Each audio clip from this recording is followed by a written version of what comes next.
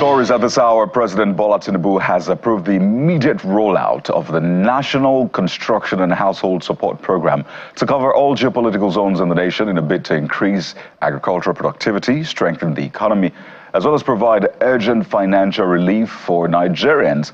Speaking during the National Economic Council meeting in Abuja, President Tinubu urged state governors to work together to meet the needs of citizens, stating that he is willing to provide the needed support to ensure that Nigerians are relieved of hardship. Well, let's take a look at some of the items under the National Construction and Household Support Program.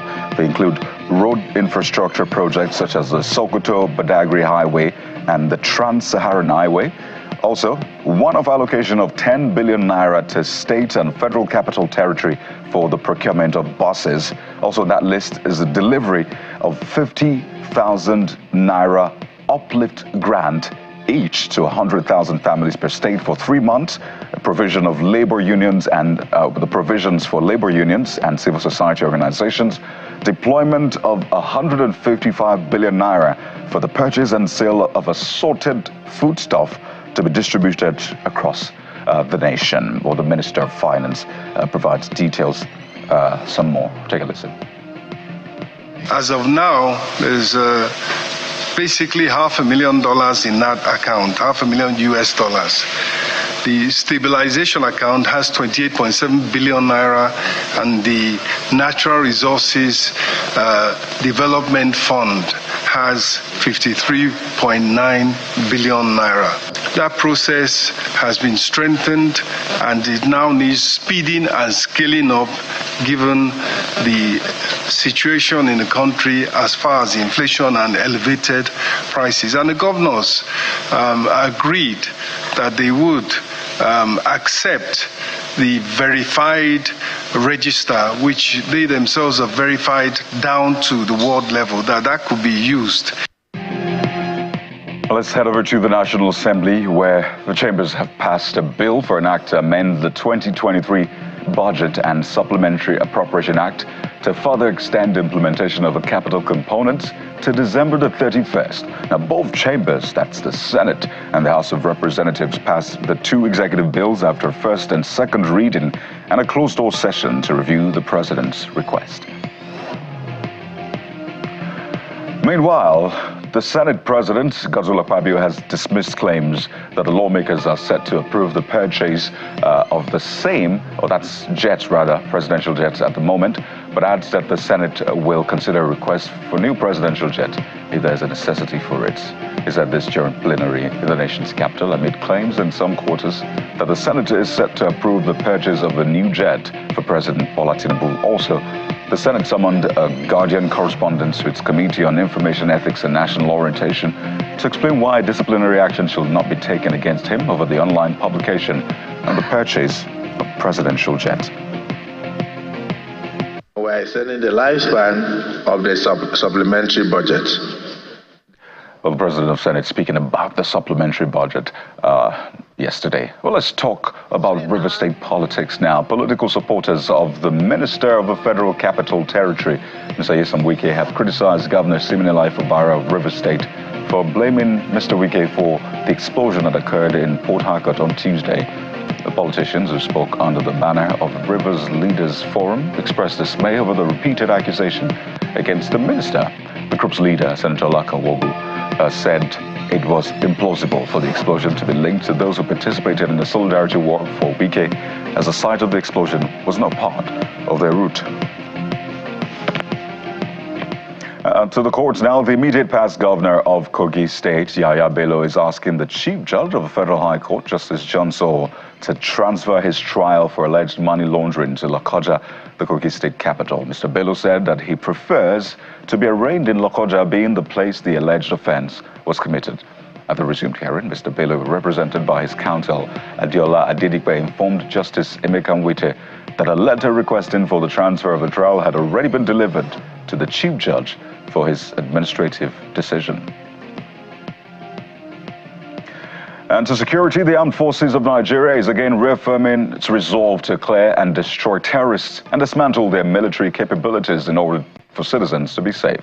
Addressing journalists on the activities of the military in the second quarter of 2024, the Director of Defense Media Operations, Major General Edward Buba, says troops actively fighting in different forms and various theaters of operations have neutralized over 2,000 terrorists, in addition to rescuing almost 2,000 kidnapped hostages. He adds that it will take time and effort to completely destroy terrorists in the country. It might interest you to know that in the second quarter of this year, troops neutralized 2,245 terrorists, arrested 3,682 suspects and other criminal elements. Troops also rescued 1,993 kidnapped hostages, most of whom are back with their families now, and we recovered 2,783 weapons with 64,547 assorted ammunitions during the second quarter of 2024.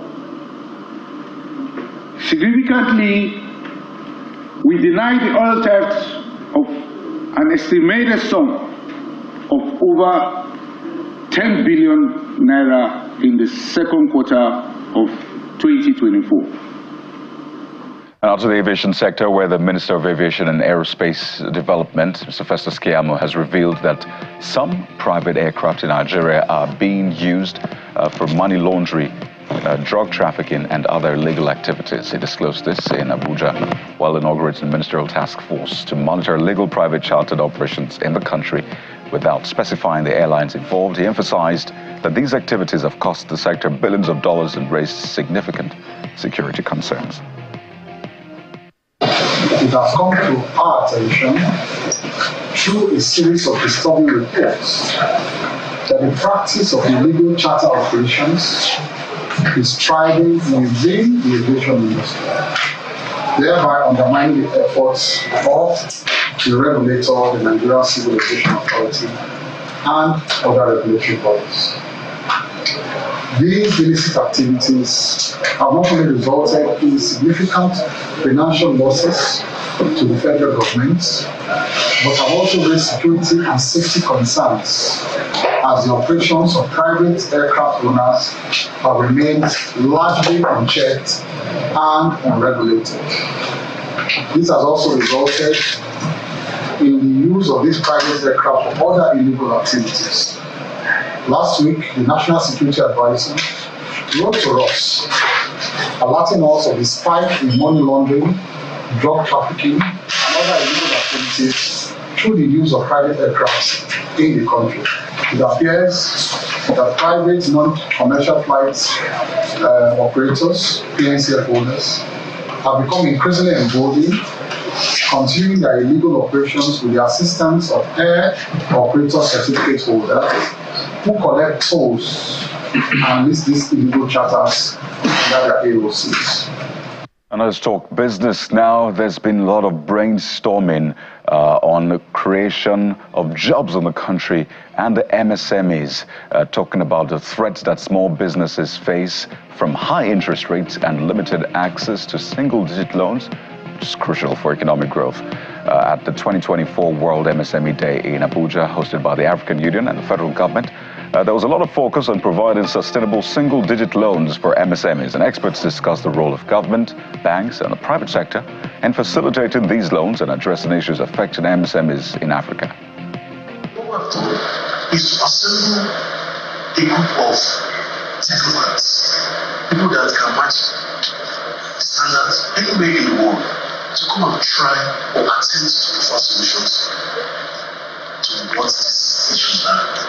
There are small businesses that can't get a loan anywhere. But this is the sort of business that is the future of our nation. These are the businesses we must prioritize. We must find them. They're the businesses that will bring those new ideas that can help raise the level of productivity.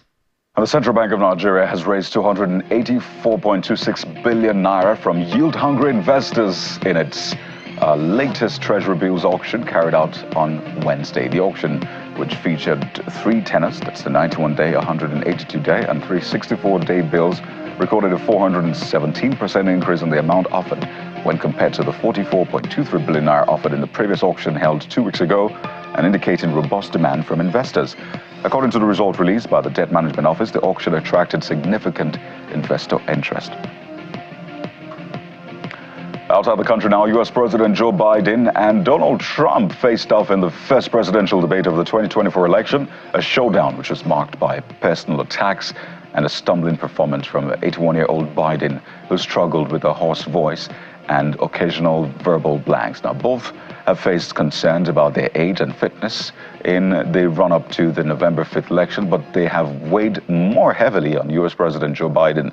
President Biden sort of hurried through some of his talking points on the debate stage, stumbled over some answers, and trailed off during others. The almost 80-year-old Donald Trump unleashed a barrage of criticisms, including statements considered untrue, like migrants carrying out a crime wave and that Democrats support infanticide. Now, early in the debate, President Biden paused as was making a point about Medicare and tax reform and seemed to lose his train of thoughts. And out to sports news, a former Super Eagles star, Osazio Demwingi, says his transition from football to golf was tough, but credited his success to the Nigerian can-do spirit. The Nigerian Golfers Association had on Tuesday said the former Nigerian player graduated from the PGA school last month successfully, and goes on to say that this came after moving from football after spells with West Bromwich Albion, Cardiff City, and Stoke City, among other clubs. But speaking on Channels Television Sports Tonight, as he said, determination was key to his graduation, and his Nigerian spirit helped him persevere through the year where he had to, of course, study. Well, good to see, good to hear from Osazio Demwingi, one of our favorite strikers for the Super Eagles. But that's not all we have for you on this side of the top stories. How about your thoughts? Let's walk through them as Jeffrey, of course, joins me. It's good to see him. Yeah. I was just thrilled to just see Osazio. Absolutely. Just that transition is just beautiful to see. Come on, who says you can't do all of it? So congratulations to him. Yeah. Let's see him at even bigger stages. Hopefully. Let's even see him on even bigger stages Yes. as much as possible. We look forward to that. Because Osazio was a phenomenal player for the Super Eagles of Nigeria, and seeing him emerge again. It's on the grass. Okay, all of them are grass, by the way. Well, so you can go from grass to sand to water on golf, depending on where the ball takes you, really. Absolutely. But yeah, majority grass.